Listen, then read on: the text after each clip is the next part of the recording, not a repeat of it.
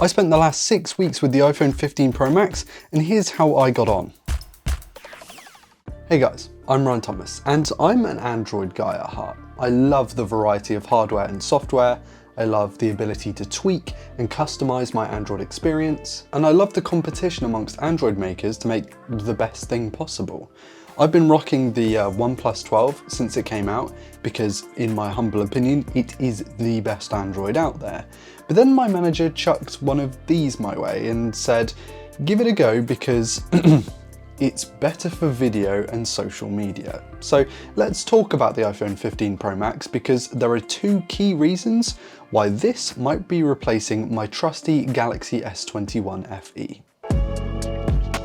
The first thing I noticed is that it looks exactly like the past 2 or 3 iPhones with the flat sides, the samey camera design, but it does have the punch holes at the top. This isn't a big deal, it being very samey, but from an ergonomic perspective, flat sides just aren't it. They look cool and all that, but unless you're rocking Lego bricks for hands, curves just make for more comfortable phones.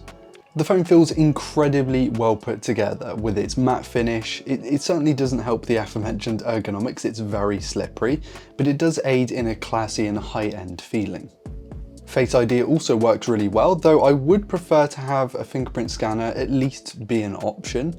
The speakers are also pretty decent and get really loud with some surprising low ends too, and the buttons feel tactile but not rattly, though I have to say, I'm not a big fan of this action button. I much preferred the old alert toggle slider thing, and even more so with the 3-stage one that OnePlus employs. But yeah, bit of a misstep from Apple here, I think.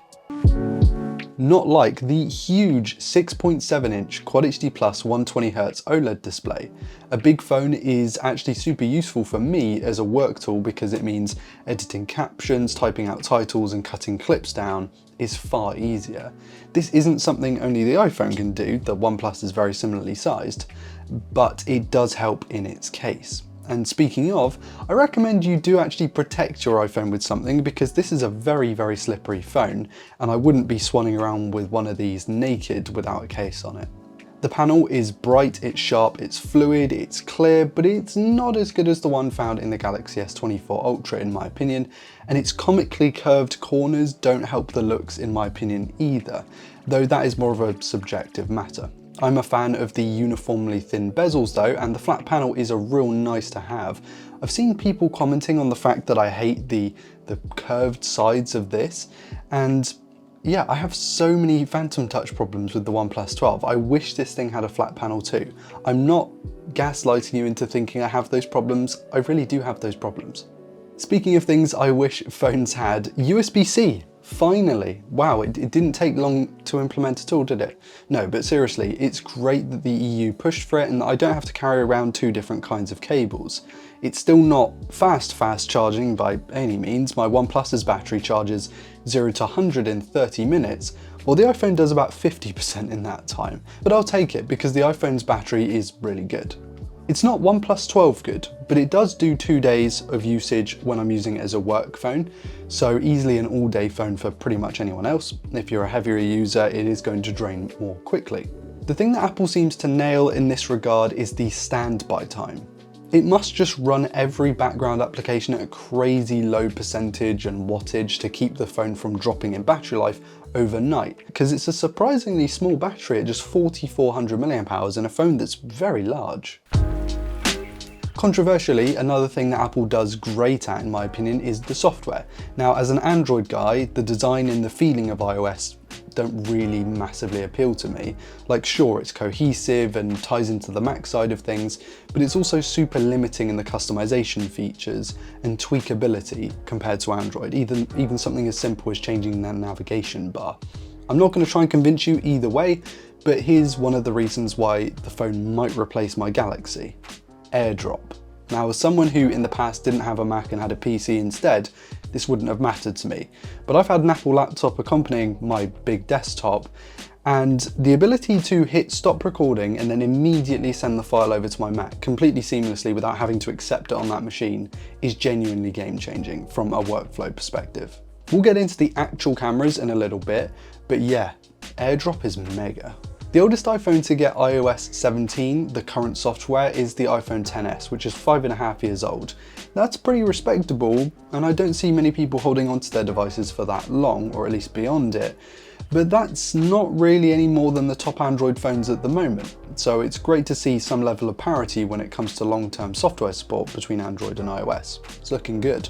The same parity can be seen in performance, where, sure, the iPhone 15 Pro Max and Galaxy S24 Ultra trade blows in benchmarks, but in the real world, they feel just as fluid and as nippy as each other. There's really not heaps to say when it comes to flagship smartphone performance these days. They're all rapid, and it doesn't seem to matter whether you're a gamer, a tweeter, a redditor, a social media manager. The iPhone 15 Pro Max can do it all, just like pretty much every other flagship Android smartphone too. But where things get a little more nuanced and interesting is in the camera setup. Now, you guys know your stuff. These aren't crazy impressive from a hardware perspective. They're up there, but they're not amazing. There's a pretty big 48 megapixel main sensor with IBIS, a 12 megapixel ultra wide with a comparatively tiny sensor behind it, a 12 megapixel 5x periscope zoom with IBIS again, and a little 12 megapixel selfie camera in there too. It can shoot Ultra HD video at up to 60p and Full HD at up to 120p, so no 8K video, no Ultra HD 120p slow motion, no crazy specs here.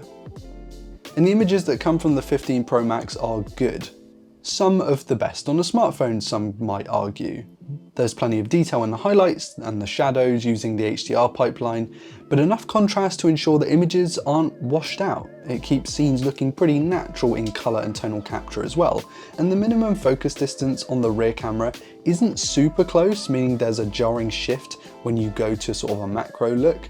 The overall image quality of the rear cluster though is very impressive. Taking photos with the 15 Pro Max is an absolute dream thanks to the sharp and precise autofocus, auto exposure, and the camera app keeps things simple. Though I will say I believe the OnePlus 12 and Pixel 8 Pro give a better stills taking experience thanks to their beautiful colour profile and magic tools respectively.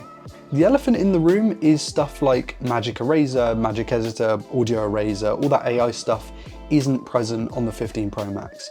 And so if you want AI photo tweaking tools natively on your phone, you're gonna have to go for a Team Green item. At least for the moment, because there's nothing on here at present.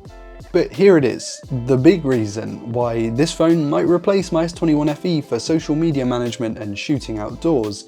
It's the video. Simply put, Apple does smartphone video the best thanks to its dynamic tone mapping when it's set to the auto mode. Which is to say, the scene-wide exposure is spot on. The colours, the contrast, the stabilisation, the clarity, they're all spot on. But when you tap that little toggle in the corner to enable ProRes Log, which is a higher data rate, lesser compressed video codec, it also fully disables that dynamic tone mapping, meaning you get an almost completely manual camera experience. This means the image pipeline is backing off and letting you do the stuff manually when you take it into the editing suite. This ability to disable DTM is something pretty much every other flagship manufacturer doesn't have on their phones. Pixel 8 Pro, Galaxy S24 Ultra, OnePlus 12, you name it, it's not there. I've also downloaded Blackmagic's camera app to give me even finer control over shutter speed, which gives you a very natural looking result. They really do speak for themselves. And you can even plug in a fast SSD over the USB-C port and record externally, which is even better for videographers and video pros.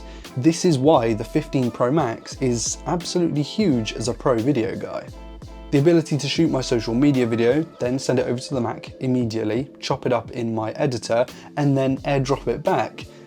It means I can just carry this around as my work phone and not need to bring my bulky camera everywhere. There are going to be times where I want to bring it, but not all the time. This is game changing. Apple finally justified the Pro moniker with the 15 Pro Max. To your average person, it's probably not going to be that big an upgrade over the 14 Pro Max or maybe even the 13 Pro Max aside from the brighter display. But to professionals who use their phones for creative work, it is genuinely worth it now. Is it a better phone than the OnePlus 12? Well, put it this way, I won't be putting my personal SIM card into this phone. I much prefer the ergonomics, the stills imagery, the software, the battery life, and of course the charging speeds of the OnePlus 12. But yeah, this is my new work phone and I will be using it going forward to shoot social media video. Let me know what you think on the iPhone in the comments. I know we're about to get mass disliked for even going near anything with an Apple logo on it, but we'd also be completely deluded to act like it doesn't exist because iPhones are the best selling phones in the US. Hit like and subscribe if you enjoyed today's content and never want to miss another upload. I've been Ryan Thomas with Android Police, and I'll catch you soon for our regular Android programming. Cheers.